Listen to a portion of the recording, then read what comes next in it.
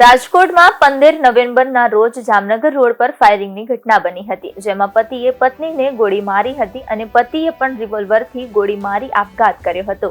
ગંભીર રીતે ઘાયલ પત્ની તૃષાનું સારવાર દરમિયાન મોત થયું છે. જામનગર રોડ સ્થિત નાગેશ્વરમાં ઘટના બની હતી, ત્યારે ગંભીર રીતે ઇજાગ્રસ્ત પત્ની તૃષાનું સારવાર દરમિયાન મોત થયું છે અને જામનગર રોડ સ્થિત નાગેશ્વરમાં બની હતી ઘટના. પતિ બાલાજી પઢિયારે અને નૈતિક સંબંધમાં ગોળી મારી હતી અને અગાઉ પતિએ આપઘાત કરતા ઘટના સ્થળે મોત થયું હતું. સમગ્ર મામલે પોલીસે વધુ તપાસ હાથ ધરી છે, ત્યારે પોલીસને ઘટના સ્થળેથી 5 કારતૂસ સાથે એક પિસ્તોલ પણ મળી આવી હતી.